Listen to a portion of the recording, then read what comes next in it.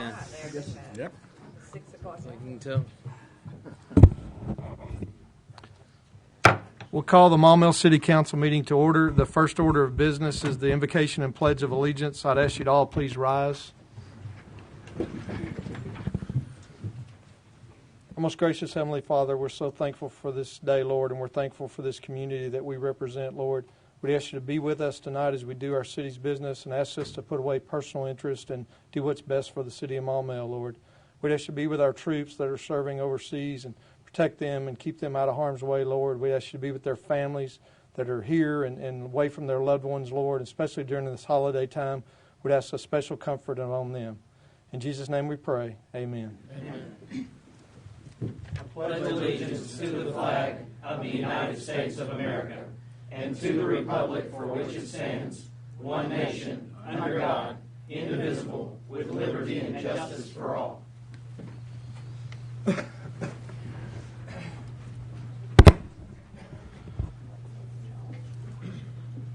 Thank you very much. Tonight, we'd like to honor a company that's in Maumelle, and on November the 15th, 2013, Cintas received the Outstanding Veterans Employer Award from the AR Vets, an organization that provides support and resources for military personnel, veterans, and their families. Cintas is the first company in Arkansas to be honored for its relationship with the AR Vets clients and its support of veterans job seekers in Arkansas. Because of their receiving this award, we also want to honor Cintas by proclaiming December the 16th, 2013, Cintas Corporation Day in Maumelle. We have Matthew Hoppus with us tonight, the general manager of Cintas Maumelle facility, to receive the proclamation. If he'll come forward, I'll step around and read the proclamation and make the presentation.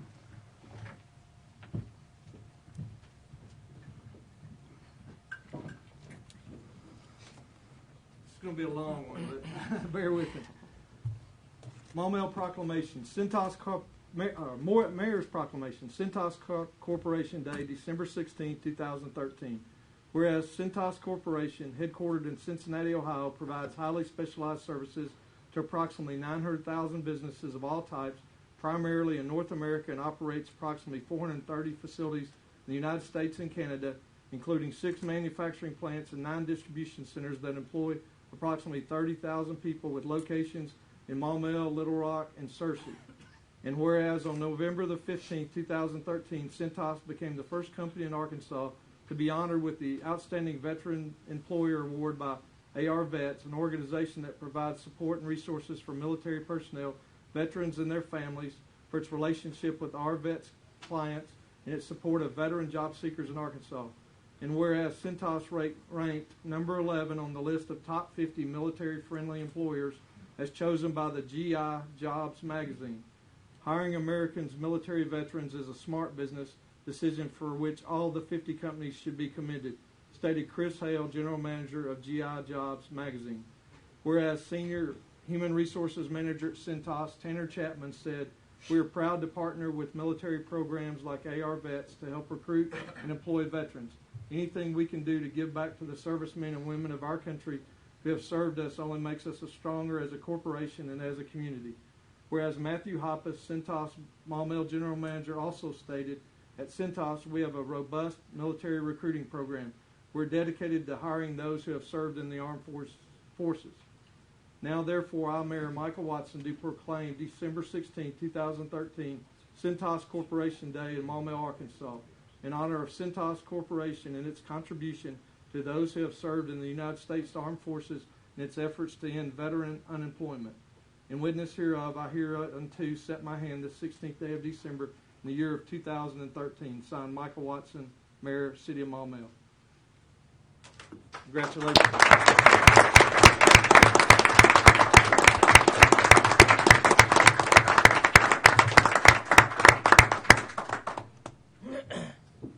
I'll put you on the spot. Do you want to say anything? Just to reiterate, I mean, it is a good business decision. We owe that. And all of the things that military veterans have line up with our corporate culture, which is professionalism, work ethic, strong morals and ethics, competitive urgency, attending to every detail, and positive discontent. which means you're never satisfied with just status quo. So it is a good business decision, and we're very honored and excited to accept this award. Thank you. Congratulations. Thank you.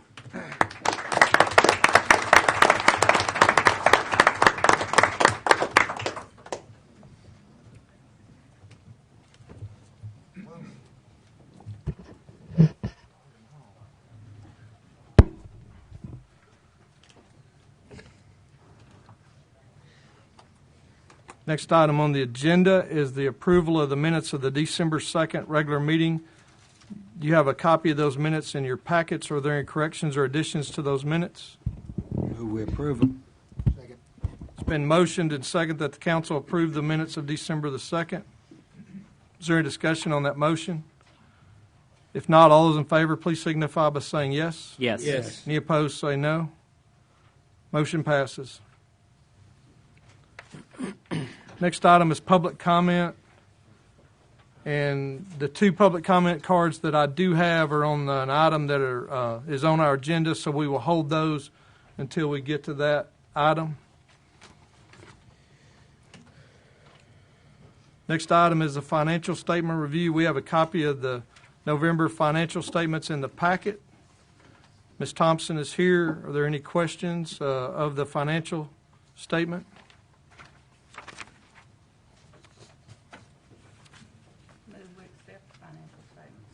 Second. We have a motion and a second to accept the financial statements for November 30th. If no other discussion on that, all those in favor, please signify by saying yes. Yes. Any opposed, say no. Motion passes. Next item is a procedural motion. I need a motion from the floor to read all resolutions and ordinances by title only tonight. So moved. Second. It's been motioned second that the council read all resolutions and ordinances by title only. Is there any discussion on that motion? If not, all those in favor, please signify by saying yes. Yes. Yes. Any opposed, say no. Motion passes.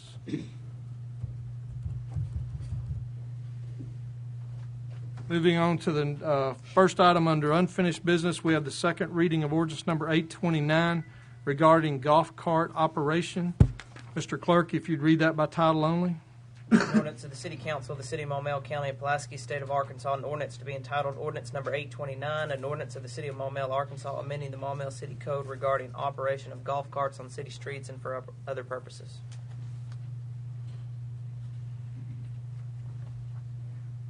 Okay, there's no action required tonight. That will be on third reading of at our next meeting.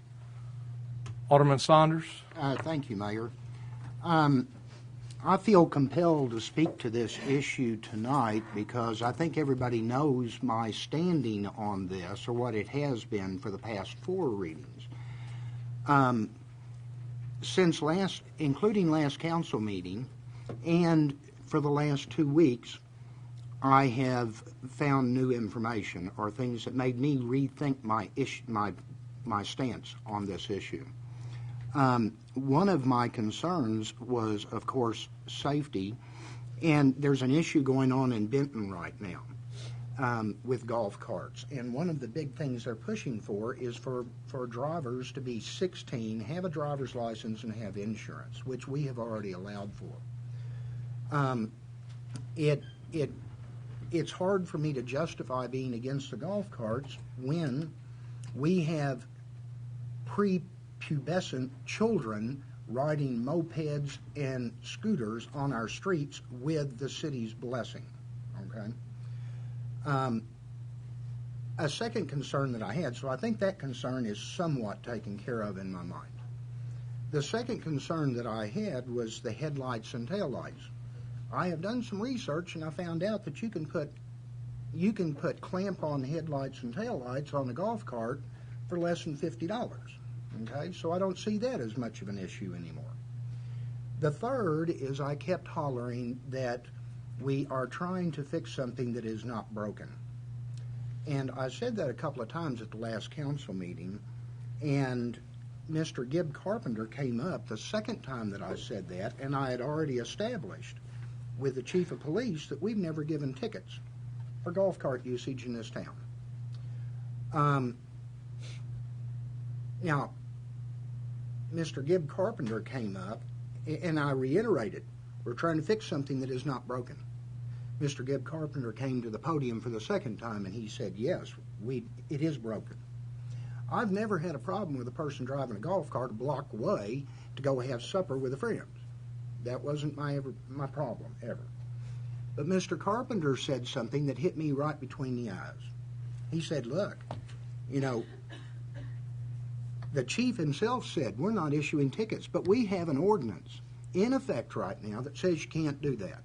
But we're not writing tickets. We're not following our own ordinance.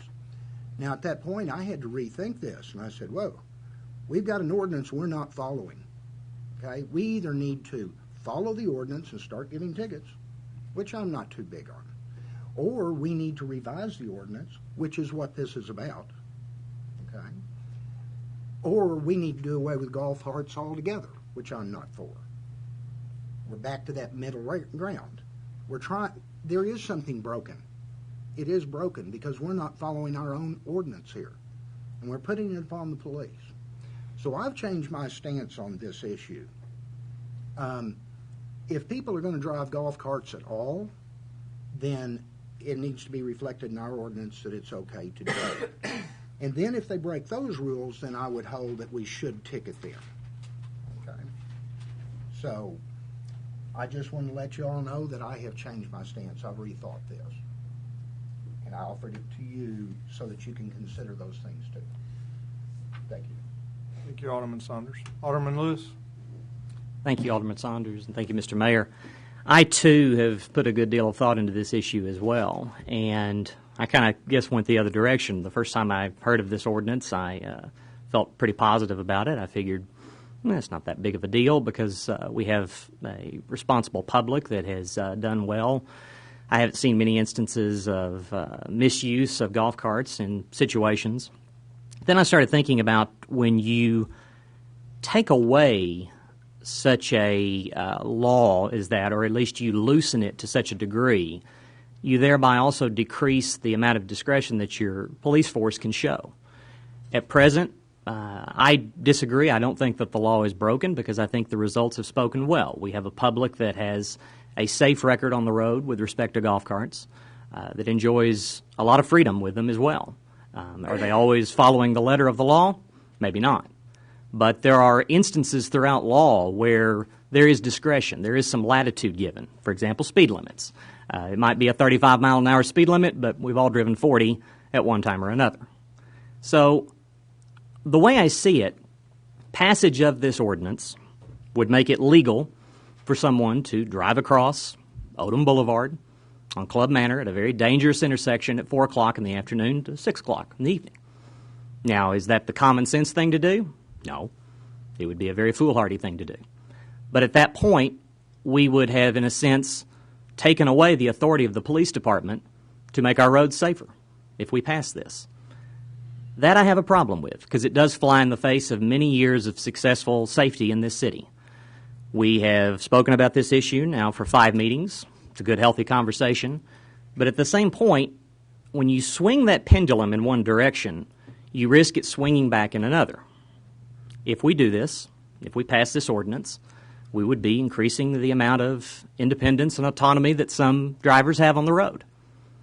If we have that one accident, sometime in the next 5 years, maybe more, there will be repercussions of it. There'll be a public that'll say, why did you change that? Why was this person out on the road? Most of the public isn't even aware of the ordinance, at least as evidenced by some of the conversations that I've had. And so at that point, I can very likely see a swinging of the pendulum back in the other direction to ban the carts outright and altogether. That would be a bad thing. That would remove the freedoms that we enjoy, and it would be unfortunate because someone also got hurt. So I say that it's been a healthy conversation, but I think at this point we need to leave it in the good hands of the Maumelle Police Department to continue to enforce it in the instance where there is recklessness. Because if you do it the other way, you tie their hands. So accordingly, I make a motion that we postpone indefinitely ordinance number 829.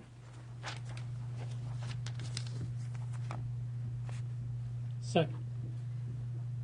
Okay, we have a motion and a second to postpone ordinance number 829 indefinitely. Is there a discussion on that motion? If not, all those in favor, please signify by saying yes. Yes. Any opposed, say no. No. I believe it was 6-2. Okay. Motion fails. I do want to make one comment. Alderman Saunders said that the mopeds are on the city's roads with the city's blessings. That is not correct. It's state law. They follow the state law. There are no city laws that exempt or provide extra for mopeds. There was a proposal by an alderman a while back, several years back, that wanted to change the rules and apply only within Maumelle. That did not pass, and so we only follow state law. And state law requires moped drivers to be licensed, and there are their rules and requirements. And they have to take a safety course and all that before they're on the streets. So that's a state law, not a city ordinance. Just want that very clear. Okay. Well, I stand corrected. I thought we passed that. No, it did not. Now, there was some encouragement to the state legislature to make some changes to the state law that came from people in Maumelle, but that was changes that were. There were changes to the state law, and it's based on your population. And so we got some of the effect in that we wanted by raising some of the age limits a little bit. But the state, the way they passed that is, I think it's above 10,000 is one rule, and below 10,000 population is a different rule. Okay. Well, I stand corrected.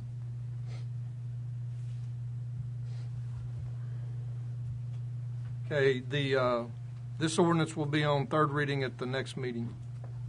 Next item is the second reading of ordinance number 832 regarding zoning regulations. Mr. Clerk, if you read that by title only. An ordinance of the City Council of the City of Maumelle, County of Pulaski, State of Arkansas, an ordinance to be entitled Ordinance Number 832, an ordinance amending the zoning regulations to establish a nursing home or convalescent home as a conditional use in a commercial zone in the City of Maumelle and for other purposes. Alderman Mosley. Yeah, I wanted to ask if you could go into any more detail about what has caused this ordinance to come about, or what's caused the city to want to change this. Is there a particular entity that's interested in locating a facility here, and they would prefer not to get the zoning changed, or whatever that this would make it through? No, there is no application pending before the city, but it was a realization by the planning director that a nursing home, convalescent home is not a use that's in any zone in the city of Maumelle. So right now, if one came, there is not a zone where it could be. An engineering company did inquire about that. They were saying, what if we had one? Well, there's no provision for one to occur in Maumelle, so a rezoning wouldn't even. Okay, an assisted living center wouldn't be the same thing, convalescent? No, it's not. No. Because we do have assisted living here. No, they're different. Because we do have assisted living where? In the city? Yes, ma'am. And we certainly You have talking about in the zoning rules, or are you talking about here in the city? Here in the city. Yeah. That's the problem. They were not. I mean, if you look at the city code, it's not listed. Assisted living, nursing home, convalescent home is not listed anywhere in the zoning code to allow it. We're just trying to change that so that it's allowed somewhere. They were previously put in under a different, what was called a health facility prior to, and that health facility definition has been changed to more reflect a facility geared toward health, such as fitness type endeavors, instead of a nursing home. Okay, so the one that's currently here in town wouldn't qualify if it were just now coming in, right? Well, it was treated under the previous code. It was treated as a health facility. It qualified under that Right, facility, That's not but there. it's not the case now. Okay, thank you. Yeah. Once the health facility was redefined, it wrote out assisted living or nursing home. And so once that area was discovered, then we need to write it back in, basically, because, we have 3 of them in Maumelle currently. I mean, so I don't think that's an outcry to keep those out of Maumelle, so we need to provide an avenue for them to be able to go in. And if we didn't do this, then they couldn't come in and rezone the property to any zoning in order to locate here. There's no rezoning that they could do. All right, thank you very much.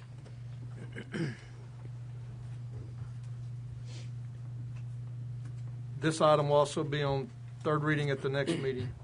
Next item Bless you. Ms. Second reading ordinance number 833 regarding zoning regulations. Mr. Clerk, if you read that by title only. An ordinance of the City Council of the City of Maumelle County, Pulaski, State of Arkansas, an ordinance to be entitled Ordinance Number 833, an ordinance amending the zoning regulations to establish health education facilities as a conditional use in a commercial zone in the City of Maumelle and for other purposes.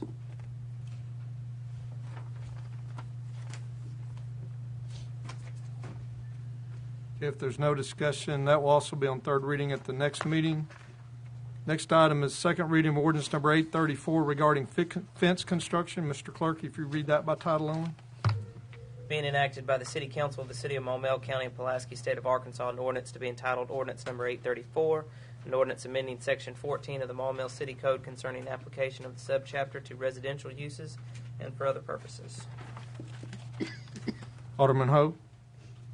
I want to be sure that I absolutely understand what's going on here. I think I asked last meeting, this new ordinance as written would allow shadow box fences. That is correct. Okay, then I want to propose an amendment to that. Okay. I don't know what we call the solid fences, but it was Mr. Morley's verbiage that we actually put in this original ordinance when the sign committee was working on it. And I noticed this week, I drove around considerably, and there are people all over town who are replacing fences, and they're putting those fences in that are the solid fences. And believe it or not, they're putting in dog-eared fences. Don't seem to be having any problem. So at least I would like for my amendment to say that the original verbiage that was in there, which says the solid fences will be required. I believe Mr. Morley said maybe this would make it easier to enforce if we allowed shadow box fences. I don't think our ordinances should ever be written to make it easier to enforce. Well, I don't think there was ever a solid fence requirement in the fence ordinance. It's my impression that there was. Is that not correct? Is that right, Mr. Morley? Okay. So, all right. So where was it written out in this amendment then? I looked for it in this, and I didn't actually find it.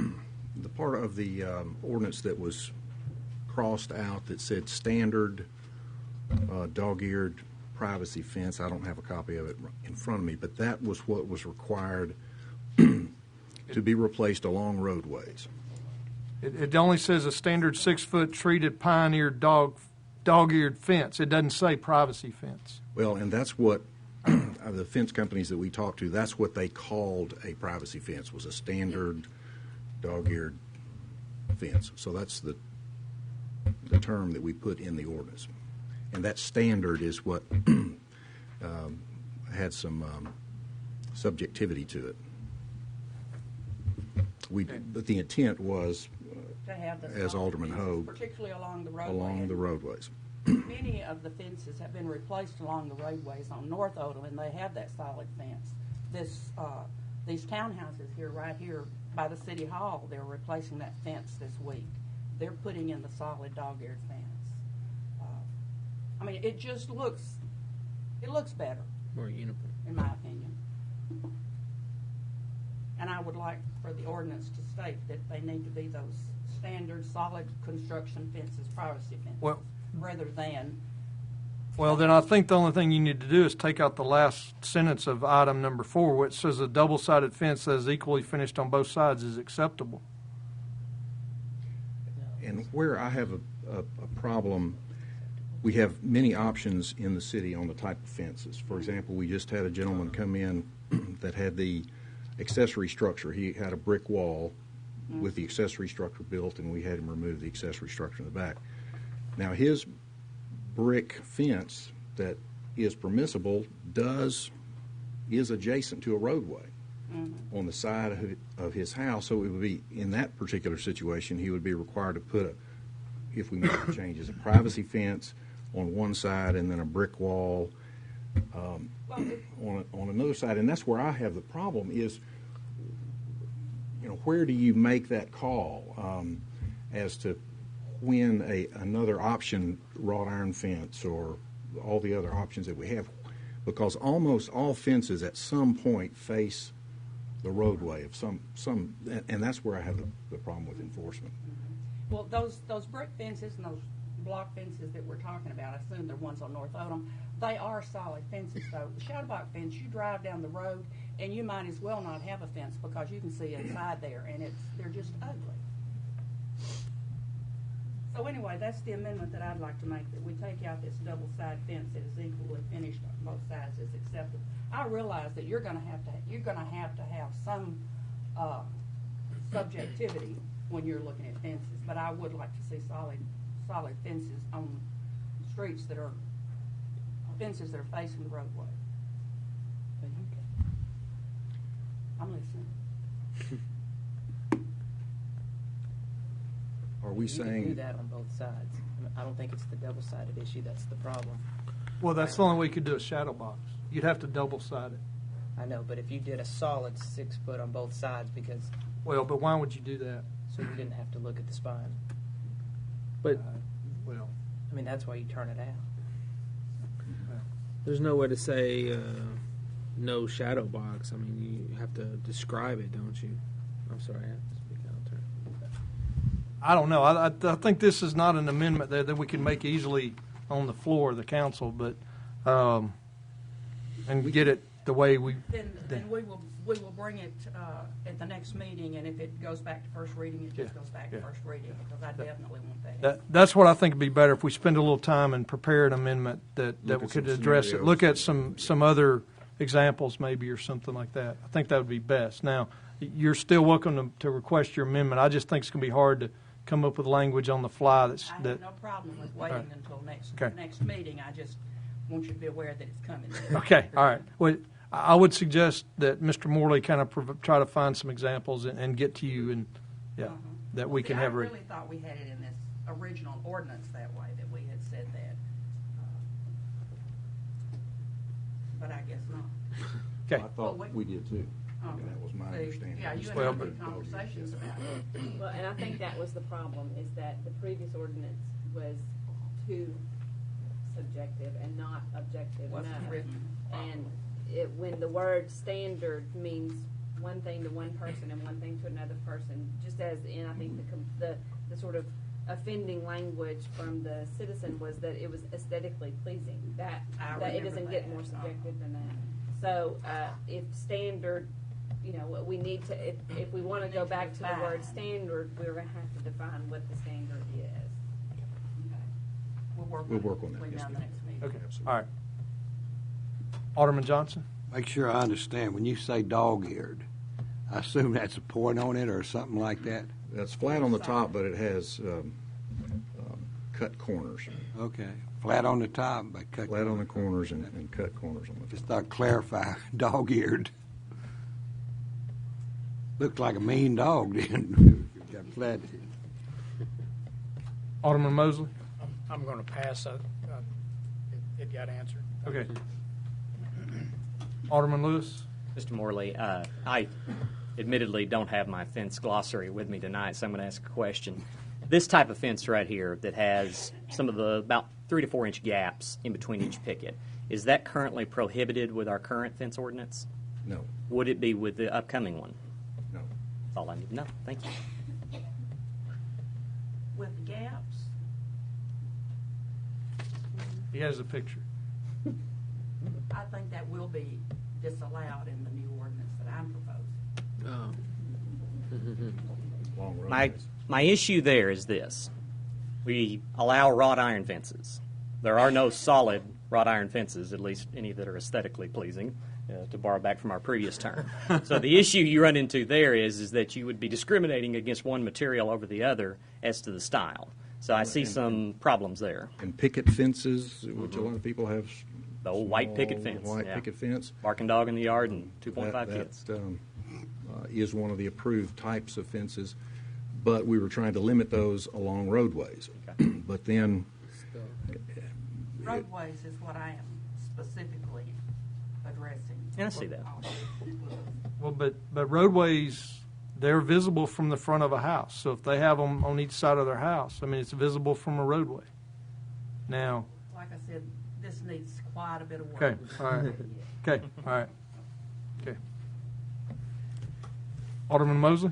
Yeah, I'm going to go with Preston Lewis on this one, Alderman Lewis. I feel like it shouldn't hurt to have side fences or back fences or picket style or whatever. So, anyway, thank you.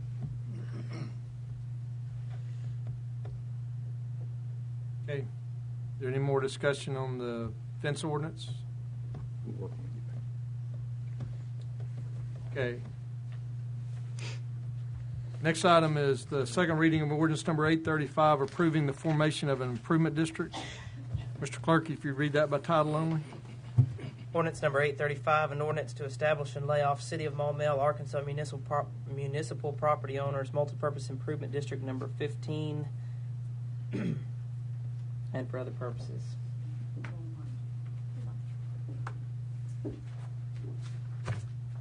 Okay, we have Mr. Jeff Fuller and Ms. Michelle Allgood here from the development and applicant to speak to the council tonight. Also, would you rather hear from them first, Alderman Mosley, or would you like to? That's fine. Go ahead. Okay, all right. Mr. Fuller, would you like? All right. I didn't have any additional Okay. comments. I didn't have to answer any questions, but I did have one request. Right. It turns out on the calendar, I'm going to be out of town for the final reading, which would be January the 6th, I believe. That's correct. And so my request was either if we could push it back to the final reading to the next meeting, and we'll be in town, or if the council wants to, they can do both readings tonight, or of course they can just leave it on the agenda like it is. So I'm here to answer any questions on the final reading. Okay. All right. So, All right. All right. Alderman Mosley? Yeah, I didn't really have any questions for you, Mr. Fuller. I don't think. I mainly I wanted to ask our city attorney: are we somehow or another obligated to approve such an improvement district? I mean, is it yes, somehow sir. or another out of our hands? The Is it- statute says shall, so it's mandatory language. The requirements of the improvement district are that they meet certain requirements that are laid out in the statute. If they meet those requirements, and according to the statute, the council shall approve it. have they met those requirements They in have. your opinion? That's what we're here for. Why would state law give us, even why are we placed in a position of approving it if we have no choice? Well, Alderman Mosley, if I could get into the minds of legislators, I might have a whole different way of handling this council. I couldn't tell you why. All I can tell you is that that's what it says. So. All right. I still, the more I've thought about this and I've talked around, I've learned a little bit more about it, and I've heard from a constituent or two that just doesn't like the idea of special improvement districts. It's as I see it theoretically, it's a way for a developer to increase their profits. Say if you have 50 lots, $7,000 a piece you're going to roll in, that's $350,000. It's going to help your bottom line. it has to go. We apply it one way or another. Either it just makes the house more marketable. If we can sell the houses for $7,000 less. Just spread that over with the low interest rate environment over a long period of time of payments. My biggest problem is more on a resale of such a house. It places a buyer more in the position of having to be a sophisticated entity, trying to sort through what's going on, what a special improvement tax is, and that sort of thing. They may not realize they're taking on more debt. You know, it's at least in a transaction that involves a real estate agent. It's a very if it's not disclosed to the buyer, then it's a big issue because the transaction could potentially be reversed.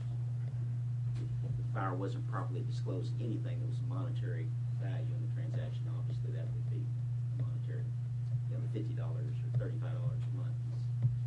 Just like if we don't disclose that Maumelle has a city fee, monthly fee, or any of those fees, it'll be a big issue. It'll be one of those many papers in the closing documents, probably. No, actually, it's a disclosure they have to sign on the front end. Really? Yeah, because if it takes place through a realtor, the transaction, because we have documents and forms we have to use, disclosure forms that the owner's required to provide, unless the owner just signs it, clicks the box that says, I refuse to give a disclosure, and the buyer says, I want a house with no disclosures. That doesn't happen very often. I'm probably still going to be a no vote, even though I shall vote a certain way. And Well, I think you can vote any way you want. and this is nothing against you personally. Sure, no, Fuller. it's I mean, not. you're a Doesn't hurt developer, my and I'd feelings, I'm not. probably try the same thing if I could. But it's just to me that it should be, the cost should be there. If there's not the economics to build a house, if you cover all the costs, then houses probably shouldn't be built. It's just Yeah, well, the houses sell either way. It's just they sell a little faster when they're cheaper. But anyway, I'm going to think about possibly maybe doing a resolution, just asking our state representatives and those people to introduce legislation to change this law. But I'm not going to do that tonight. I'm not ready to do that tonight. It just anyway, the history of this from 20 years ago is still. I think Maumelle probably has the worst history in the state. And we're known as one of the worst histories in the state, certainly. We were definitely a buyer beware town at one time. Absolutely. Yeah. I mean, if you go to most neighborhoods before you buy a new home, anywhere else in central Arkansas besides Maumelle, well, even in Maumelle, if you're going to buy a new home in Village of New Bedford, you're going to have those special improvements. But you're going to have special improvements. Chenal, Villages of Wellington, Brody Creek. You name a new subdivision, and It's just another we tool. can show you the special improvement act. All right. Thank you very much. Sure. Got several other lights on here. Alderman Hogue? I just wanted to ask if you would be more comfortable with having the third reading, the second meeting in January than having it That would be the week fine. that That you're would be gone. fine with me. I just didn't. I wanted to make sure that not showing up just cold turkey. Good luck. I was applying the trial rule on you. Then I would make a motion that we hold the third reading until the second meeting in January. Second. Okay. That will be January the 21st is when that'll be. So, yes. Okay. Because that's a Tuesday night. There's a holiday there, so I had to look that up today to make sure I got the right date on it. It's my son's birthday, so as long as it's not that. Okay, it won't be then, but it's the 21st. We have a motion on the floor to hold the third reading until January the 21st on item number, or ordinance number 835. Is there a discussion on that motion? If not, all's in favor, please signify by saying yes. Yes. Any opposed, say no. Okay. That's great. We'll see you. Okay. Thank All you. right. Thank you, Mr. Fuller. There's no other discussion on that item. We'll move on to new business. Under new business, we have the first reading of ordinance number 836, the city attorney job description. Mr. Clerk, if you'd read that by title only. Being enacted by the City Council of the City of Maumelle County, Pulaski State of Arkansas, an ordinance to be entitled Ordinance Number 836, an ordinance amending the job description for the city attorney position. This had come out of actually some budget discussions, and there was just a concern, and I actually raised it originally, I guess, that the prosecution for traffic and misdemeanor offenses had not been included in this ordinance when it was revised in 2012. 12, is that right? Yeah, last year. So there's just been one item added, or one statement added under item 2 under responsibilities. Alderman Mosley? Yeah, I went back to ordinance 810, which was the ordinance that was passed about a year ago, I believe. And that's a salary ordinance there, I think, for city attorney. Is that correct? That was correct, yes. And so what do we have? We have two different ways of addressing this. One is through job descriptions and one through salary. Is that correct? Restate your question. I mean, this ordinance here would just address the Duties. job description and That's the correct. duties, and the other one would address the salary. That's correct. Okay, so this wouldn't rule out us addressing the salary at some point here. No, Okay. does not. No. All right. And doesn't rule addressing the duties either at a future date. It Yeah, just right. it just require another ordinance. So, Okay. yeah. Now, it doesn't rule out anything as far as that's concerned. Because I went back and looked, and I thought, well, this doesn't even say the same thing, and then I finally realized it's apparently two different Ordinances. All right, thank you. Alderman Norris? We talked about abstention recently. I think the city code says we're supposed to abstain on the front end and then not participate in discussion, right? Correct. Okay. I've been considering running for city attorney, so I don't think I should participate in any decisions altering that position's job role. So for that reason, I'm going to be abstaining. Thank you very much, Alderman Norris, for stating that. Any other discussion on ordinance number 836? Okay. If not, we'll move on to the next item. First reading of ordinance number 837, amending the terms of a settlement. Now, I'm going to ask Mr. Clerk to hold off reading that. Mr. Henson was not here at the start of the meeting. Is Mr. Henson here now, or a representative for Mr. Henson? Okay. Well, this is one of those complicated issues, and Mr. Henson had come in my office and had asked that could he come ask the city council to basically change something that was in the settlement agreement. And we said, yes, you can come before the city council. But it was our understanding that he was going to come forward with a new agreement, a revised agreement, let's say, an addendum to the agreement. And you have copies of emails between him and Madam City Attorney. And all they basically provided was a detail of a road.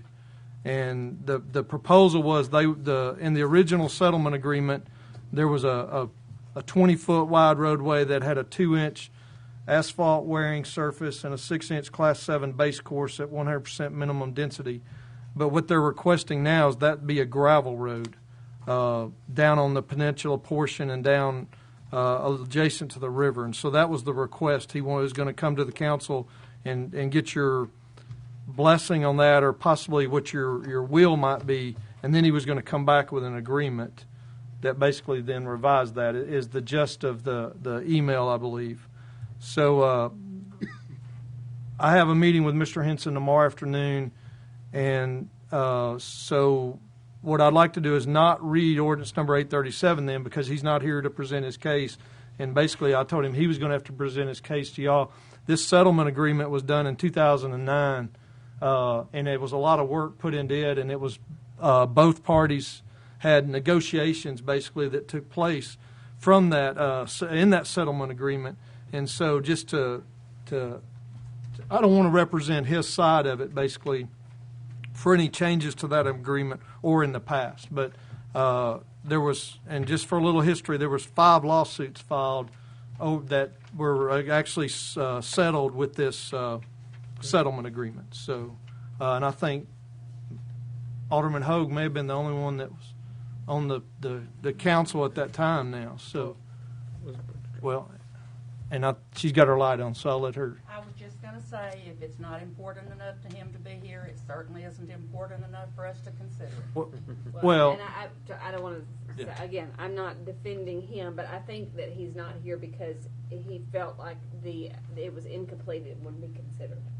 And when he shows up, I'll be happy to look at it. Well, and that's it. I mean, if you one of the last emails between Ms. Davis and him was that basically he wanted to come, but if he can't, then he'd work out an agreement. So we think he'll be back with a formal agreement requesting a change to the agreement, or addendum to the agreement, not a new. Yeah, it's an addendum to the existing agreement. And for your history and everything, we included the previous ordinance, the agreement, and all the exhibits in your packets. So that's all there. And I'll just point out Exhibit A and B are the drawings that indicate the roadway. Now, that roadway is impossible to read on Exhibit A. I will tell you that. You can't read it. But if you look at it on Exhibit C and you use a magnifying glass, you can actually read it. I will tell you that. That's how I was able to read it. But it's a little easier to follow on Exhibit C. But it's the same roadway on Exhibit A, B, and C that you're looking at there. So,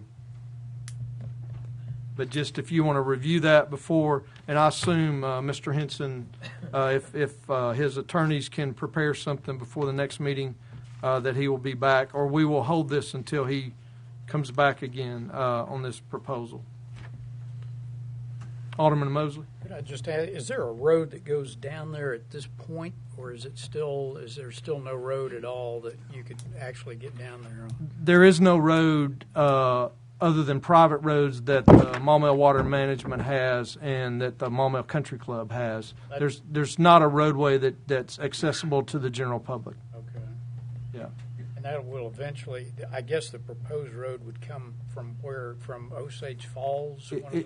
It would come from Osage Terrace is what it's called. You would go up Manitou and take a left on Maumelle Valley, which is the last street to the left is the only way I can define that. There's one house under construction on that roadway, and it currently dead ends now just past a house under construction. Maumelle Valley would have to be extended for another 1,000 feet, and then you would actually then enter the Star Farm property for several hundred feet, and then you would make a left and then enter the city property. The city has 40 acres on the west side of the Maumelle Country Club.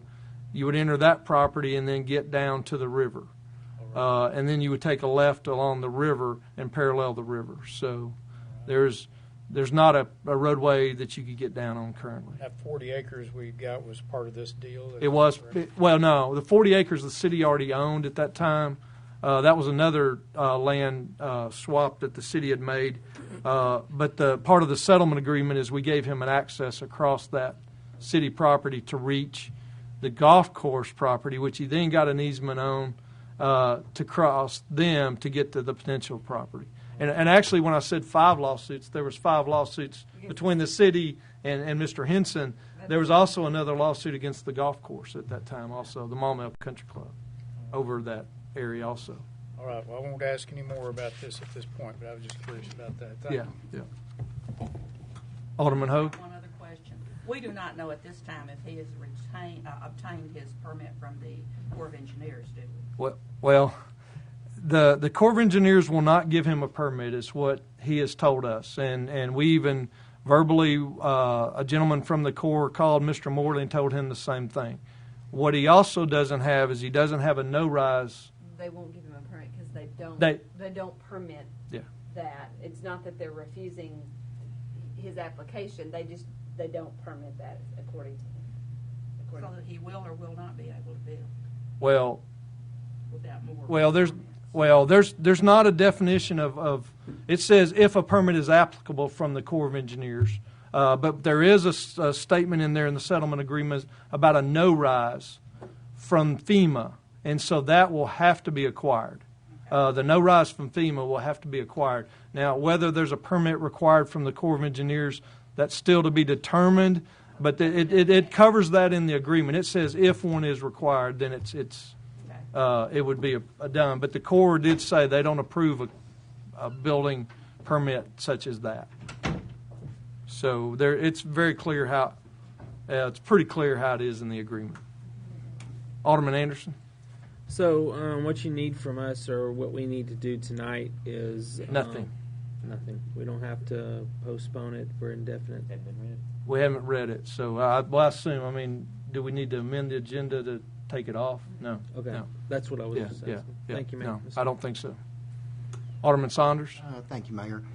2 questions. In looking at the email between the city attorney and Charles Henson, you had asked him for 2 things by Monday morning. Okay. Did he deliver anything at all this morning? No. No. Okay. And I guess the second thing is, Mayor or Madam City Attorney, while I've been with this project a long time and I understand it, a lot of people here may not. Can you explain what a no-rise is? I'm not an engineer, so no, I can try. I'm not going to tell you I'm an engineer. I'm not an engineer either. A no-rise basically is a engineering calculation that's done in order to prove that if you put fill material or blocks of structures in an area, that it does not require the flood elevation to rise within the floodway. And Mr. Neri standing there shaking his head, yes, so I guess I got it fairly close, and he might be able to address it a little better.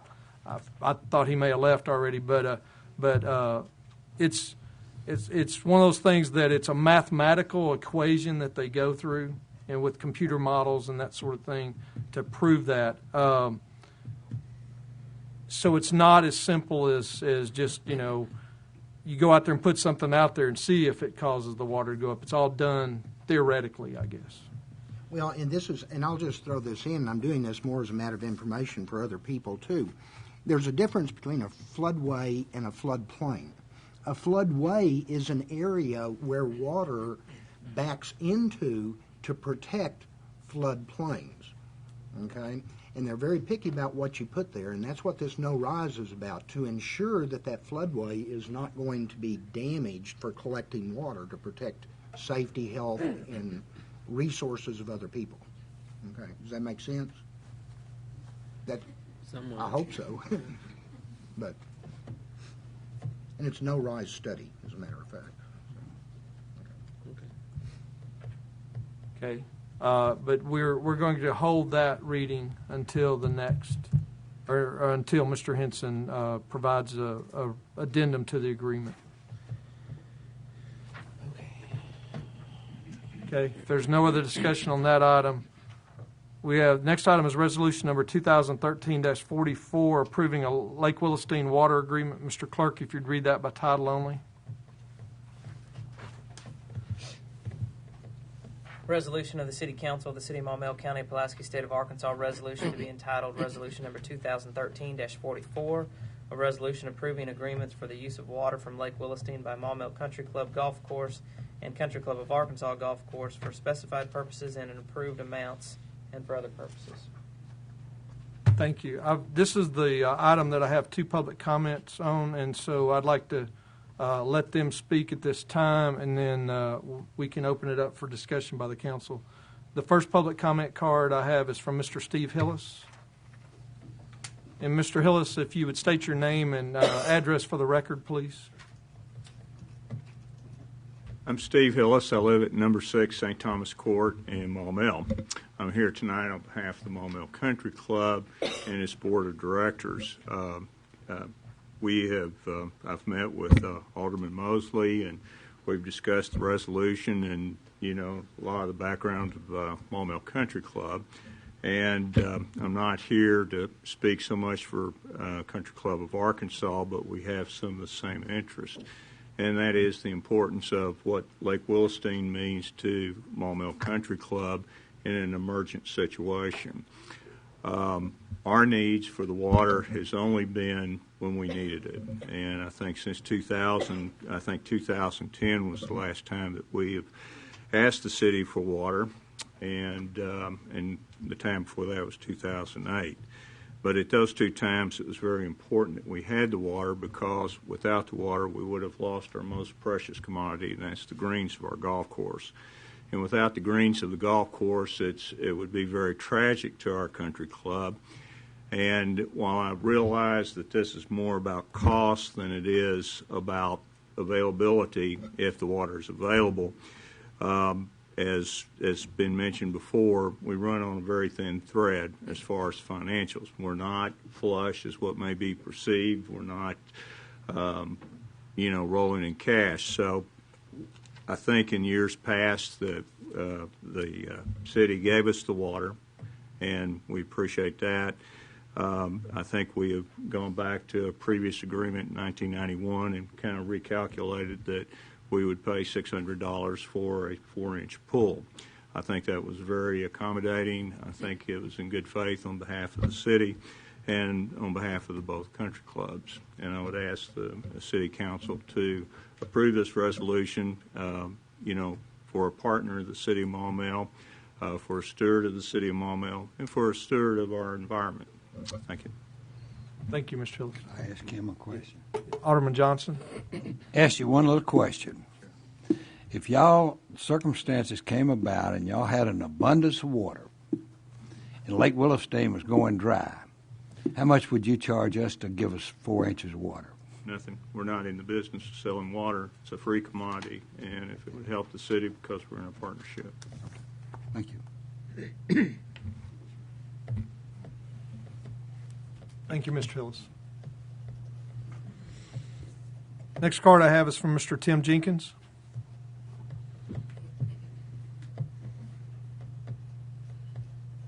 Good evening. I'm Tim Jenkins. I reside at 134 Margot Drive here in Maumelle. And to add a little bit to what Mr. Hillis just said, especially in the recent days, it's sort of been implied, if not said directly, that using the water from Lake Williston has become sort of a routine of ours, or that we're casual about it. And that's not the case at all. Our golf course manager, Dickie Tynes, will call the mayor in person and arrange this, understanding that if the mayor says no, then knows what it is. He doesn't look forward to that call. We don't look forward to sending the people over there to try to get the water, and there's a more complicated equation of trying to prevent the water coming over the spillway to be diverted to Maumelle Country Club. And there's a lot going on behind the scenes that you guys and ladies may or may not understand. It's also been implied, perhaps, that we don't do it just when we need it. And so I want to tell you just briefly how we know when we need it. An irrigation pond, probably all irrigation ponds, have an intake pipe that comes up from the bottom of the pond, and water flows into the intake.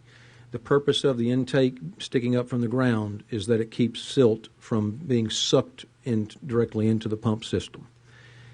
Our intake is actually when the water gets to be low enough for us to be able to see the intake, we can calculate that the end is near for us. For whatever reason, we can calculate that the end is near. We have, in the past, we've had a chain of lake system where we store water in the pond on hole number 4 and on hole number 8, and each of those have a man-made dam to hold the water back and keep some capacity. Last summer, because it's been brought up about 2012, we actually waited until the dry season to eliminate the dams and put in a valve system that would enable us to go in without a backhoe and retrieve water from those. And it just so happened that once we put the pipes with the valves back in there and replaced the dam, it didn't rain again. So we didn't have any backup water like we ordinarily would. And this is why that our need in 2012 existed, even though it wasn't, as Alderman Mosley said, a particularly dry season.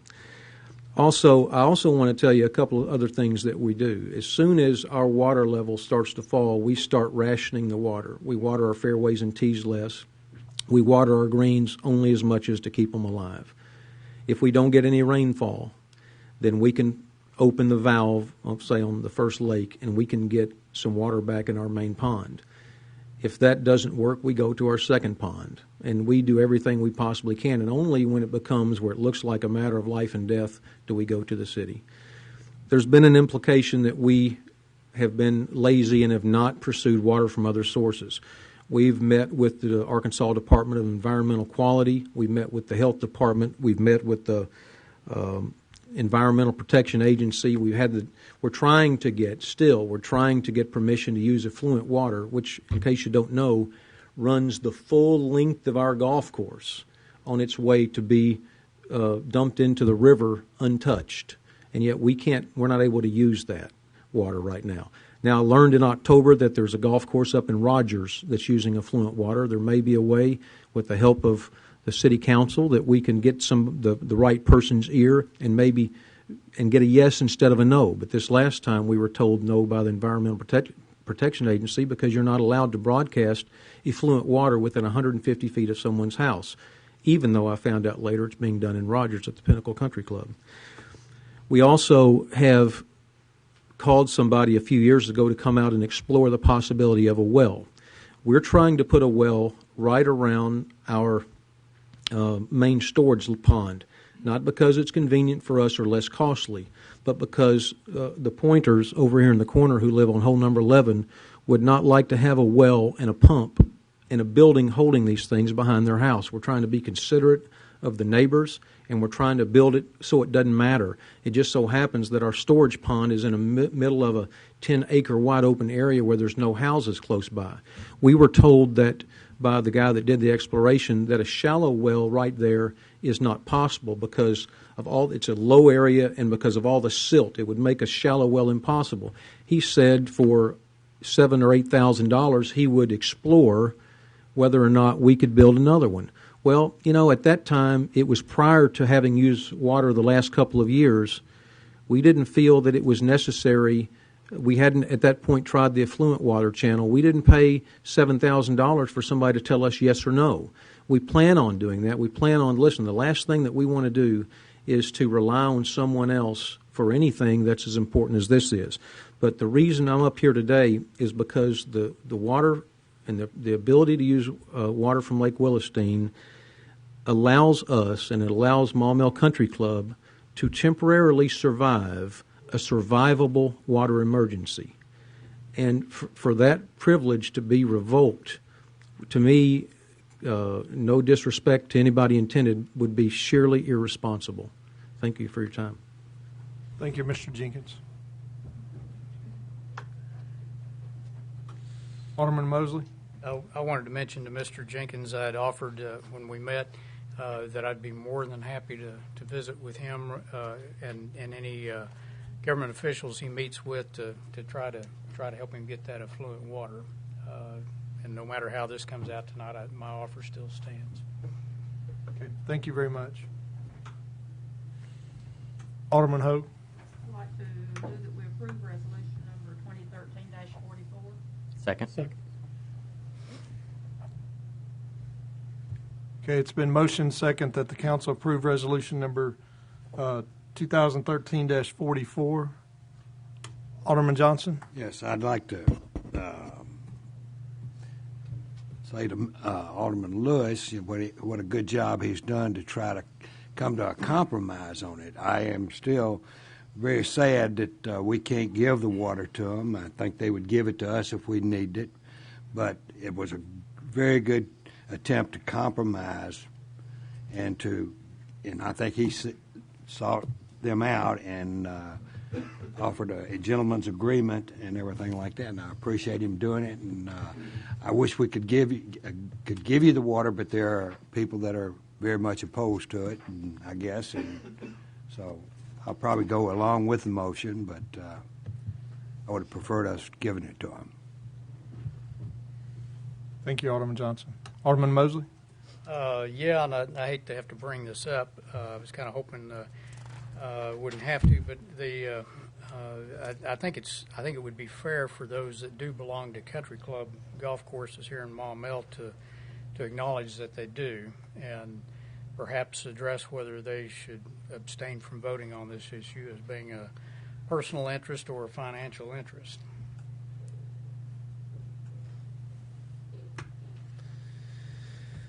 Alderman Lewis. Financial interest is related to the membership on the club? No. Financial interest is related to the viability of the economy of Maumelle? Yes. Absolutely. Made a trip recently to work some speech therapy hours in Cabot, drove by Greystone Country Club, which was out of business for several months a few summers ago, and the property values along that country club plummeted, and since they still have not recovered to full value.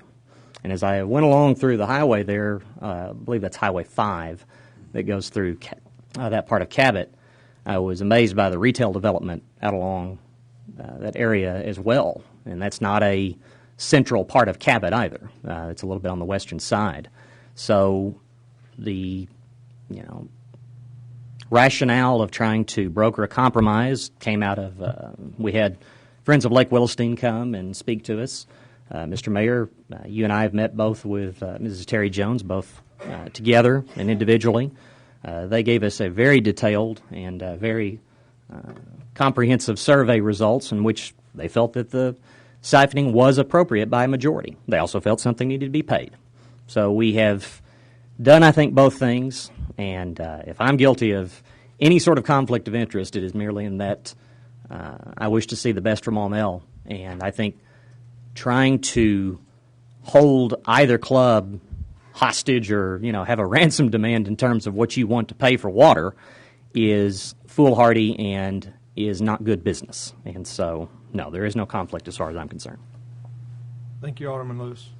Alderman Johnson? Well, and if someone feels that it is, I will certainly choose not to vote on the issue because, like I said, I'd rather see it given away. But by the same token, if you feel like I don't play golf, but that's okay. I sit out there and look at their green, and I really enjoy watching it be green and everything. But if someone would prefer me not to vote, hey, I'll lay off. For the importance of disclosure, too, I'd like to point out that I believe I'm speaking for you as well. We are both just social members, Right. meaning we don't play golf out there. We merely dine at the restaurant, swim at the pool, and that sort of thing. So we're not quite in that bracket, are we? No. Thank you, Alderman Johnson. Alderman Lewis. Alderman Norris? I don't golf, not for lack of trying, but I was never any good at it. So I'm not a member of either of the country clubs because I'm not very. Anyways, my question is, is there any way we could take any amount of money that is received from these polls and apply them somehow directly to Lake Williston? So any sort of funds just spent directly on restoring or beautifying or. And we can do that. We do that with the Park on the River right now. The rent that we collect on Park on the River from events there is put back into the facility. And so that could be done also at Lake Williston. I think it would just be. It might take a few years for it to amount to any funds that we can do anything with, especially if it's a dry, wet year. But yeah. But I don't know that we could do every $600 we could do some improvement. But if it built up a little bit of value, then we could. I think that'd just be helpful since it's Lake Williston water, that the money remains there. No one's trying to get rich off of this or anything. Okay, yeah. And I don't know that it requires anything by the council, but I think we could probably do that. Yeah. Yeah. Okay, all right. Okay. Alderman Mosley? Okay. Yeah, I think that's a great idea, Alderman Norris.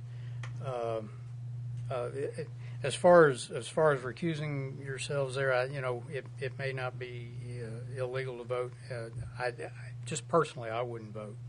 I'm not going to say I want you not to vote, but I would say it's enough of a conflict. I wouldn't vote, and that's all I'm going to say. I would like to propose a couple of amendments, and I'd like to take them one at a time, if that's all right. The first proposal would be to insert on the resolution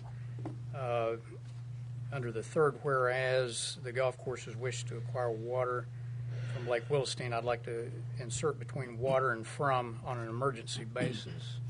I'd like to kind of just make it clear that we're doing this on an emergency basis. And then also in the above paragraph from that, again, certain water on an emergency basis from Lake Williston.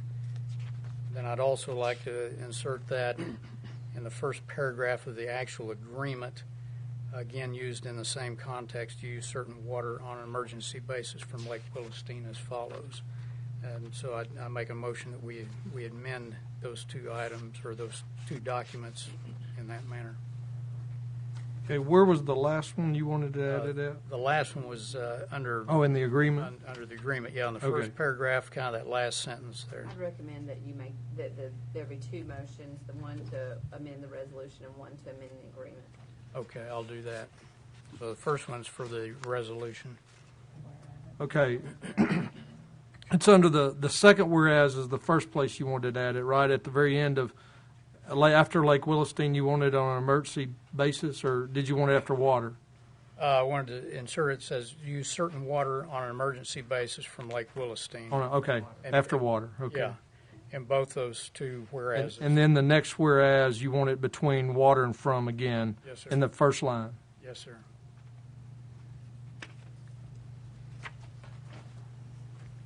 Okay, we have a motion to amend the resolution to read, under the first whereas, in furtherance of said goal, Maumelle wishes to allow the golf courses to use certain waters on an emergency basis from Lake Willistine. And then the third whereas, the first sentence says, whereas the golf course wishes to acquire water on an emergency basis from Lake Willistine. That's correct. Okay. Do I hear a second? Yes, second. Okay, we have a motion and a second, as stated. Is there any discussion on that motion? I've got two lights on. Is it on this motion? Okay. Okay. Okay. All right. Okay. That's fine. I can leave them on. I just need to know. Alderman Norris. This doesn't seem like it would substantially change anything. Is that? No, it's okay. just in the preamble. Okay. Alderman Mosley. Yeah, I was going to say the reason I want to do this is I want to keep this kind of on an emergency basis. I don't have a problem with giving water or selling water at a very low price as long as it's an emergency. And to me that needs to be emphasized on this, that we're not actually liberalizing this to where it becomes an ordinary course of business, because I don't think that is, and I think we should be encouraging the golf courses to become self-sufficient, which I think they're making progress. But to me, Lake Willistine it's a crown jewel of recreation here for Maumelle for the residents, and that needs to be the first priority of the lake. And so anyway, that's the reason I'd like to do that. And I will say that Mr. Jenkins is correct. Anytime Mr. Tynes calls me, he's like, I hate to make this call. And we'll even talk about it. If like he calls me on a Monday and there's a forecast of rain on Wednesday, we'll wait and see if we get any rain. Because he's like, I'm there. He said, I can last 2 more days or I can last 3 more days. So I don't feel like at any time either course has taken advantage of this situation. I do think it's been an emergency situation to the point that their irrigation ponds were draining to a point of that. And so, I mean, I don't have a problem with this being in here. I'm not saying that I'm opposed to that, but I agree with Mr. Jenkins that it's done only when they're desperate for water. And I can only speak for the Maumelle Country Club from memory. Same thing. Jason would call me and say, you know, we may need it, but then he calls me back and says, no, we're good. You know, they got a pump fixed or whatever, so that they usually call a day or two ahead, sometimes a week ahead, warning that this is going to have to be needed. So I think they're very conscientious, and they understand that it's not something that they want to do, and they don't want to do it on a regular basis. Did you have something else? Yeah, I did. I wanted to thank the golf courses for both meeting with me and making this. I felt like it needed to be a process. We needed to be transparent, find out what was going on, why it was taking place, whether it's emergency or regular things. We needed to get the citizens' input, and we've done that. The residents that are part of the Friends of Lake Willistine have participated, and I appreciate that. And I respect their decisions. And anyway, I just wanted to thank those folks too. Thank you. Okay, we have a motion and a second to revise the resolution. Alderman Saunders. Thank you, Mayor. I don't have a problem inserting those words, but just as a technical point, who's going to make that decision? Because I can see some arguments later in the future, or later on. You know, we thought it was an emergency, and we didn't get our water, and look what happened. Who's going to make that decision, whether it's an emergency or not? Well, and does that need to be in here? I don't know. Well, just a question. The standards are in the agreement in terms of whether if it meets the standards. Adding those words in the preamble won't change the application of the standards. And I don't think they've ever done anything that wasn't an emergency. Well, I understand that, but when you introduce words like that, sometimes they can have unintended consequences, and I just didn't know whether it was appropriate to state who's going to make that decision. Well, the mayor, because that's what's in the agreement. So the mayor is the one that makes the decision whether they can or can't use it at any time. So it's the mayor that makes that decision per the agreement as the way it's written currently.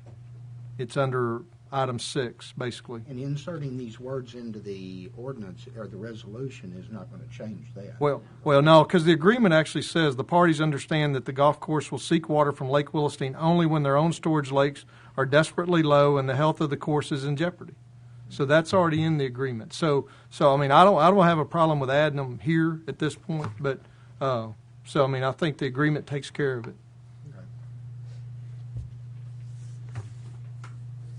Alderman Johnson? We got a motion, but I just wanted to add a little humor, just to say, I wonder why the golf courses didn't offer to let all the people Lake Williston play one round of golf or something instead of $600. Just joking. Okay, we have a motion and a second to add on an emergency basis in the second whereas statement and the third whereas. Does everybody understand the motion? Okay, all those in favor, please signify by saying yes. Yes. Any opposed, say no. No. Okay, roll call. I think I got 3. Oh, you got 3? All right. Okay, all right. 5 votes yes, 3 votes no. Okay. Okay, Alderman Mosley? Yeah, I'm not going to go ahead and make that a motion for the agreement after all, because I think it is covered as far as what you read a moment ago. But I will make one more amendment. I'd like to bump the amount from $600 a month to $2,000, or not $600 a month, but per 4-inch draw to $2,000. And putting all that in context, if it's the amount of water in a 4-inch draw is 6 million gallons, very, very close to it.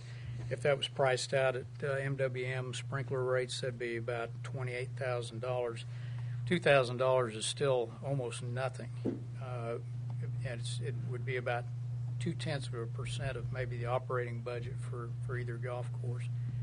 But it would say, yes, it does mean something, and I think it would provide some encouragement to get another source of supply. So I would like to insert there in the item 5, $2,000 instead of $600. Make that as a motion. Okay. We have a motion to change the fee in item 5 from $600 to $2,000. Do I hear a second?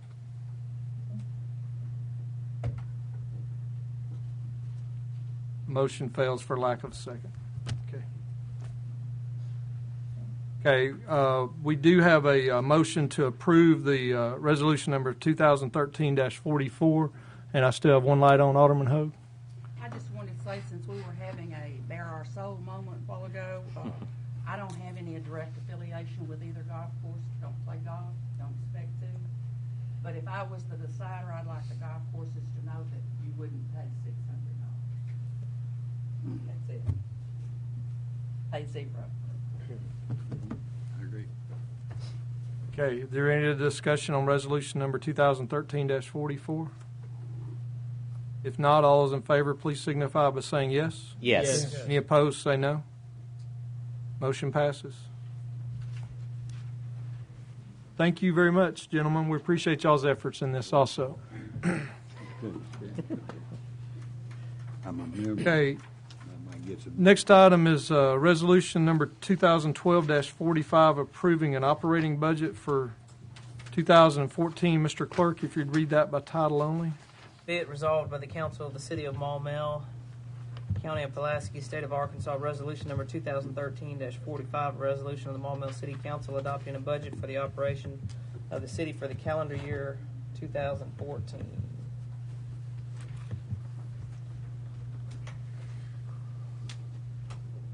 Alderman Johnson. Yes, I think I sent a memo to you, and I also expressed it at the last budget meeting, and this is the toughest thing I've ever done. I know y'all have worked hard and everything like that, but I truly believe this is the most one-sided budget that I have ever seen in the 12 years that I have been associated with the city. The fire department is getting everything they want, and maybe not necessarily needed. I would have. It may have a future impact on our stability of revenues if revenues do not improve. On the other hand, I think that we slighted just about every other department. We cut them back to the very bottom and everything. But that's just my opinion, and I know everybody worked hard on it, so I'll honor that respect. But Well, I will say that the department heads were involved in the requests, and they were also involved in the cuts. And so you may feel out as one-sided, but I do feel that the department heads made their requests, and we tried to honor those as we could. I will also point out in your memo, you pointed out that a new fire chief at what price? There is a budgeted amount for the fire chief's salary in the 2014 budget as proposed at $89,416. This amount will not be increased without the council's approval. Right. It was asked in the budget workshop, could we reduce that amount for the new chief? And I said at that time I would rather not do it because we haven't even taken applications yet, and there also might be moving expenses and things like that. But there is not an unlimited price for a new fire chief, as your memo suggested, and so I wanted that very clear. If the right guy came along and you wanted to pay up it, and he was the right guy, hey, that's part of negotiating.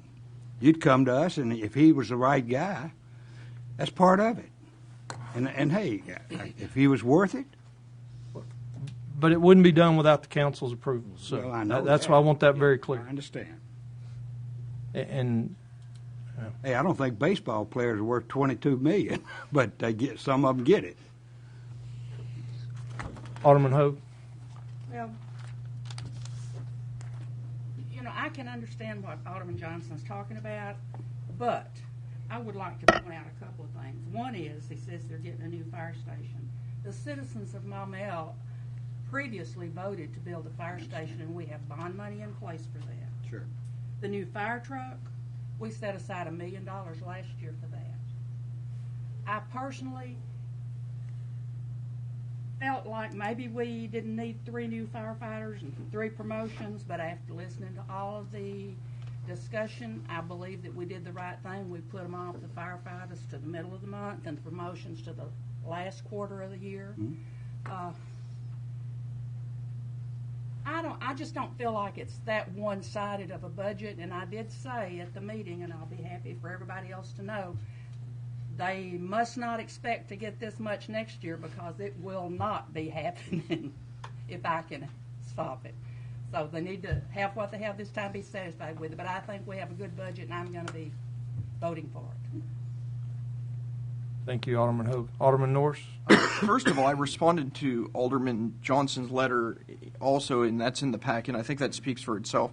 But I just wanted to say that I think everyone here worked really hard at cutting the budget. I mean, there was periods of time where we were going through and reducing things by $200. And 4-hour meetings were not abnormal, and quite a few of them. And I think we did a pretty good job. It's not perfect. If any two of us ever look at a single budget and says, oh, that's perfect, there's something wrong, because we should disagree on something. But I think with all the work and collaboration, we came together with something that seems fiscally healthy, as well as addressed the needs that the city would have. We had to put off a little bit of those wants or the things we would have liked to have. But I think it does a good job at getting all of the things that we need going forward. So I'm, of course, going to support the budget. Thank you. Thank you, Alderman Norris. Alderman Mosley? Yeah, I would say we became intimately familiar with the budget process this year. We had a couple of meetings that went till 10:30, I think, and we were clawing at the cardboard boxes that the pizza came in to see what was left. But anyway, one thing that's impressed me is that the revenues are definitely leveling off here for Maumelle the last few years, and I think we would be remiss if we didn't say that going down the road, we may have to just kind of start doing with what we have. I think people in this community have gotten used to a lot of things being done, lots of new toys, bells, whistles, things like that. But I think once we get the fire department shiny and new and adequate, we're going to have to be real careful with how we spend money unless revenues come up. Unless a big box store buys some land at the Brown property or something like that. So anyway, there was some discussion about it, and I mentioned the idea of raising our building permits.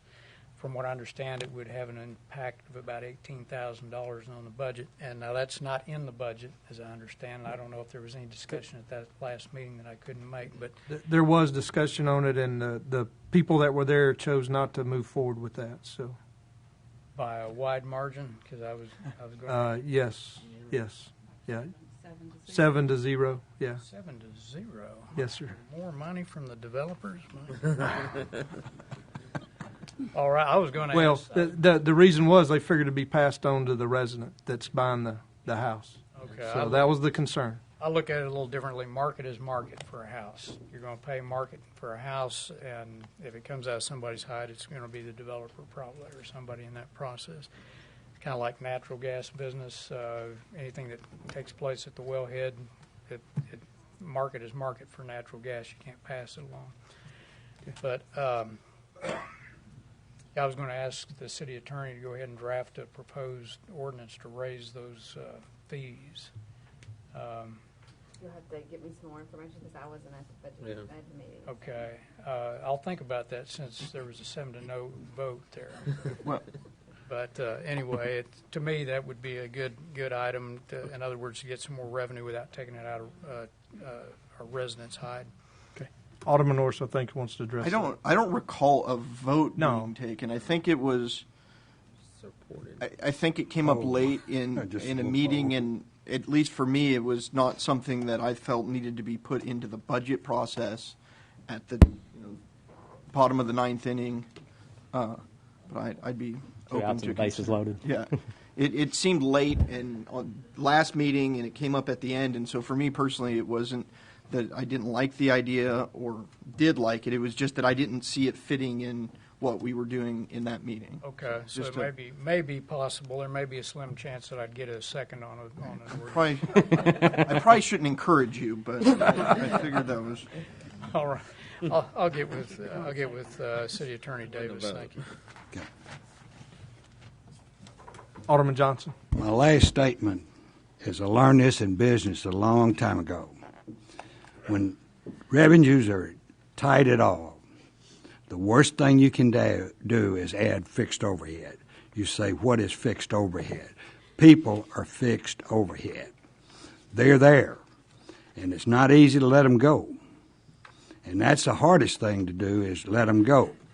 And the other thing to counter this, even if I had money in the bank, I wouldn't run out and buy a new car if my revenue looked like it was going to be in jeopardy. So you don't run out and spend a fortune on items that you got a man and everything. They don't go hand in hand if you got a problem. Now, I hope like heck we don't have a problem with revenues. I see that they could get worse. Alderman Stell has been preaching this for a number of years, and there's a long time between now and 2020, and that's going to be the big increase. And someone mentioned something about, I believe it's 2010, where we got $1 million increase that year, or was it 11? First 11. 2011. Yeah, 2011, we got $1 million increase that year. So we hadn't grown near as fast. So out here, and I probably won't be on the council, but out here in 2018 and 2019, going to be some people that's going to be sweating up here. It may be some of y'all, it may not be. I don't know. But, hey, that's business, and, hey, it's a gamble, and I hope we win. I hope the revenues gyrate, and, hey, we may have to figure out a way to increase revenues, like you said. Thank you, Alderman Johnson. Alderman Lewis. I wanted to echo a little bit of what Alderman Norris had mentioned earlier in that 15 hours of meetings was, I believe, after we tallied it up, what we had, and I was impressed by many of you and your dedication to fiscal responsibility. It was very commendable, and even though he kind of used it as a little bit of a stick on the mayor occasionally, Alderman Norris very appropriately encouraged Mayor Watson almost down to the pound, penny, and Deutschmark to get back to last year's similar figure as to what we would have to promise from our reserve in order to make sure we cover.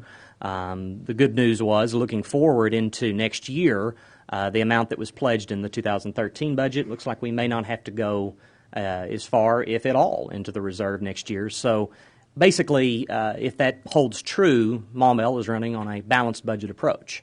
And that's a positive, especially in a time when you have revenues that have flatlined. Were there other things that we would have liked to have done? Yes. But the process is a crucible in which you sit there and you burn away irrelevancies and things that are extra that you might not be able to afford. Things as small as the Valencia fountain, which we'd like to see again some point, and larger things like splash pads and t-ball fields. We're cognizant that there are things that make this community shine, that attract new residents and businesses, and we will continue to look at those, but we have to look at them through the prism of responsibility, and I was very pleased with the other aldermen that did that. In terms of increasing revenue, I think it is always smart to try to encourage the market where you can. And another thing that we look forward to doing next year, and I will be very committed to, is looking at the possibility of doing a consolidated billing with Maumelle Water Management, whereby we can hopefully solve some of the problem we have on unpaid collection of community service fee. Now, I say that with a very deep sense of pride in the job that Mayor Watson and City Clerk Clausen and Madam City Attorney have done on improving that situation dramatically, almost halved it in the last couple of years alone. And they should be commended on that, but we should continue to look at that, so where Maumelle is a community where there are, it's not acceptable for somebody not to pay that fee and to just float by. And we are addressing that now, but I think we can address it even more so if we have the combined efforts with MWM to where we can shut off water in the instance where that fee is not paid. And so I look forward to that being part of the conversation next year. And again, I applaud everyone on this budget process. It was exhausting, but I think it was very telling. Thank you. Thank you, Alderman Lewis. I do want to mention Ms. Thompson is very much a part of that collection process. So her and Madam City Attorney have probably done the lion's share of that. So, that's, I just want that made very Absolutely. clear. Yeah. Good job, Tasha. Alderman Kelly. Thank you, Mayor. I'd like to also thank the council. I think they worked very hard to come up with a realistic budget. I would agree with Alderman Johnson on one point, and we're going to have to watch the revenues closely. And I would like to suggest that we probably continue a few budget meetings at the first part of the year to discuss just where our budget's headed. Because it's not next year I worry about or the year after. We've got a good 4 or 5 years down the road before we have another census. And that's going to tell the tale. And we probably need to re-examine what our revenue structure is. And I know that's not popular, but if we're going to have the city that we all know and love, we're probably going to have to realistically address it. So I'd like to make a recommendation that we do that after the first of the year. Set some dates and have a workshop. Okay. I certainly second that if that's a motion. It's not a recommendation. I think we should adopt that Mitt Romney at the Olympics philosophy. We ought to order pizza and I'll pay for it, right? We took that out of his budget. Alderman Mosley? Yeah, a lot of what I was going to say was covered by Alderman Johnson, Alderman Lewis, and Alderman Kelly here. And I did want to thank the mayor and recognize him for being able to address the health care cost issue in the budgets. That was a real deal breaker until that worked out to where we changed insurance providers and got that there. That would have affected things tremendously. And yeah, as Alderman Kelly says, there's going to be problems in the future here if we don't watch out. But I'm not in the favor of addressing it from the revenue standpoint until as far as raising taxes on the Maumelle residents until we've exhausted every other possibility. That's all I've got. Thank you. Thank you, Alderman Mosley. Alderman Norris?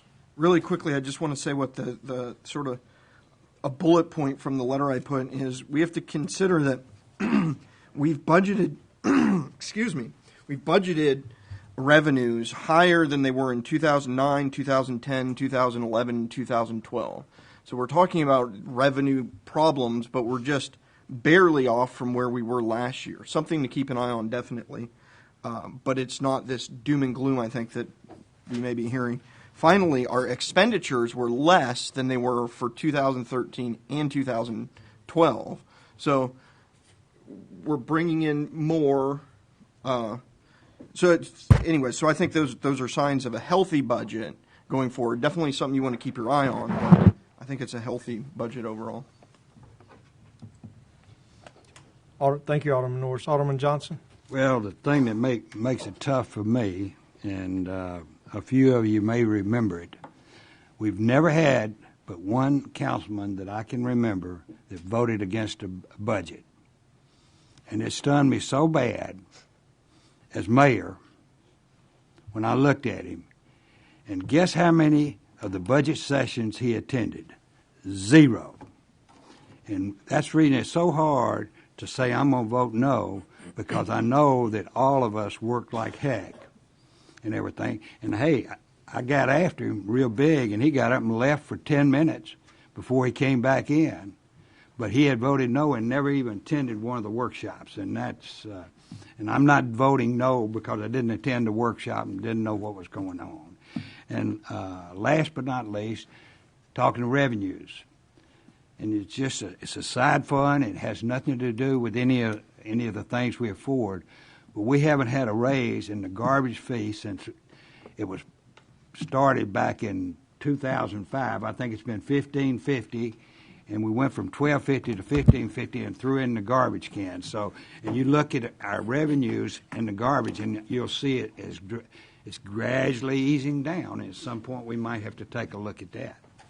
And one of the things you were talking about, Mark, Alderman Kelly, we might need to look at that too. Thank you, Alderman Johnson. Alderman Hogue? I just wanted to make a motion that we approve the budget for 2014. I'll second. Thought we'd already done that, but okay. I had down we had. Yeah. Okay, I do want to point out one thing before we go into any more discussion. There is an appropriation from the fund balance, but it's less than the amount of capital improvements. So you could look at it that's one-time cost in capital improvements. Now, when you buy a car this year, you're going to replace that in 5 years or something like that. But I do want to point that out, that we were able to get the appropriation from fund balance down to below what the capital improvements were at this time, which that's very important to me, and I think should be a consideration. And it doesn't take away from any discussion we've had. I just want to be sure and point that out. I will point out that Alderman Norris was very hard on me to get that number down. So, he did a good job. Yeah, he did a good job, but it was the correct thing to do. So, if there's no other discussion on the resolution number 2012-45. All those in favor, please signify by saying yes. Yes. Any opposed, say no. No. Motion passes. Thank you very much for all your efforts on this, and you're right, it's been some long hours to put this budget together, and appreciate everybody's hard work on it. Okay, the next item is discussion regarding school desegregation settlement agreement, and we included this in the packet tonight, your review. So you had the actual settlement agreement in there. If you'll look on page 4, item E1 of that agreement states that the state will oppose the creation of any other school district from PCSSD's territory until PCSSD is declared fully unitary and is released from federal court supervision. Madam City Attorney got an email from the Sherwood attorney, and they're planning to vote tonight on a resolution to oppose the settlement agreement. I don't know how that's going to turn out. They may have already voted. I don't know. But since state law will need to be changed before we could create our own school district, and the PCSSD could achieve unitary status next year, I don't think it would be in our best interest to oppose the settlement agreement at this time, even if Sherwood does oppose it. All 3 school districts within Pulaski County, the state of Arkansas, the Attorney General, and the 2 interveners are supporting this agreement. The Board of Education would probably not approve any new school districts within PCSSD until it achieves the unitary status anyway. So why pick a fight now with the agency that will ultimately have to approve the formation of a Maumelle school district? We have prepared a resolution today. If you would like to see it, we can pass it out. But if you don't want to consider it, I'd like to continue on in the meeting. So we're open for discussion right now, but we have a resolution prepared, but we don't necessarily want to pass it out unless y'all want to consider it. Alderman Lewis? I just want to say, Mr. Mayor, I concur with your opinions as to how to proceed. About 3 weeks ago, it came to light that there would be possibly mention of, 3 or 4 weeks ago, there was possibly mentioning directly of Maumelle and Sherwood in this agreement. That was not the case. We have an indirect mention, if you will, in pertaining to possible districts that may form. Now, as Mayor Watson has said, this is a very difficult agreement to have worked out on all sides. So for us to assert ourselves into this situation at this time, I think would be harmful to our efforts at seeking an independent school district. There is a certain right, I think, that Pulaski County Special has here to where they should be allowed to achieve that unitary status. And if either of those cities, Sherwood or Maumelle, were to form a district and leave before then, it would most certainly hurt that process. They've already accounted for Jacksonville's role in this, so that is somewhat immaterial to the unitary status. In fact, something that may help. My only concern is that if we get 2 years down the line and unitary status is still not being granted, or there is not it looks imminent, then perhaps there is a problem in the future. But is that worth addressing at this time? I don't believe so. I think both sides deserve the chance to address this issue without any outside interference from us. I say that with full respect to Sherwood and what they're doing. I hope they get their independent school district, as we, or at least myself, fully support their efforts. But at this time, I don't believe that us jumping into this would be helpful, and certainly would have a lot of political consequences as well. And I don't think this slows us down one bit either. From the timeline that I have sort of put forward to this process, which is looking, at a rough ballpark figure of 7 years. If unitary status is granted in 2 years, that doesn't change our plans at all. So I agree with you, Mr. Mayor, and thank you for your diligence on this issue. Thank you, Alderman Lewis. Alderman Anderson? I just want to thank you, Mayor. I just wanted to express appreciation for bringing this up. I think that we absolutely should not pick a fight at this point, and I think I agree. I do agree with Alderman Lewis and the mayor at this point that we should just see what goes on and maybe address this later on down the road if they don't achieve that Unitarian status. Thank you. Thank you, Alderman Anderson. Okay, no actions required, so we will move forward. And I appreciate the opportunity to bring it forward to y'all, because this is something I think that the whole council needs to make the decision on. It's not something that I should make, and so that's why I brought it up tonight. I actually attended the one of the hearings that was when the settlement agreement was put forth, and there was 9 attorneys with about every one of them had 1 or 2 assistants sitting around the table, and I could see, if we got up and now and tried to gum up the works or whatever you want to call it as far as colloquialisms, I mean, there would be several people that would be very upset with the city of Maumelle. It was a interesting hearing to sit through and listen. I'd never been in federal court before, so it was a new experience for me, but it's very interesting to sit there. But they're actually going to have a fairness hearing on this in early January. And so if Madam City Attorney would have had to get prepared for it and everything else if we'd have gone forward with this. So she's probably grateful that this decision was made. So. All right. Glad we could do that for you. All right. Thank you very much. The next item is mayor's comments, and I just wanted to show y'all their interchange justification letter that we've been waiting on since January of this year is in the packet. We will move forward with the FONSI, which is a finding of no significant impact that it mentions in there, basically the environmental process. So it's another step, and we're just going down these steps a little at a time. But I think we're going to get there, and then we'll be forward on full design on this soon, I hope.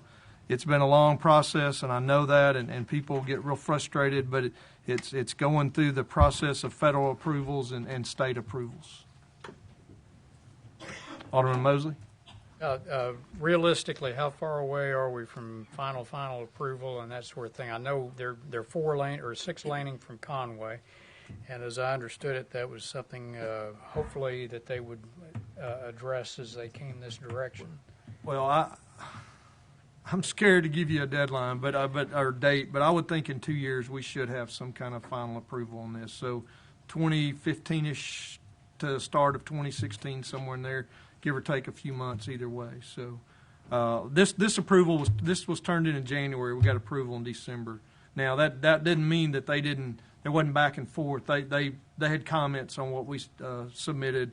We revised them, and then they had to look at them again, and then we revised them again. So I don't mean it just laid there for 11 months or something like that, but it did. It's a slow process for approvals, and so the FONSI. Our engineers are going to get started on that quickly and get it submitted, and then we'll probably have another review process. Then we can start on final design. Thank you. Alderman Hogue. Can you give us any kind of an update on our road? It's also in the process of being designed, and we hope to go under construction next year. We'll have to acquire some right-of-ways and things like that, but we should go under construction next year on that roadway, portion of that roadway. On all of our projects that we've got going, the Crystal Hill roadway, the Counts Mass extension, and the fire station. Hopefully, fire station should be coming for planning commission review early next year. So. Clark Lawson told me not to ask about the. Don't ask about the pathway.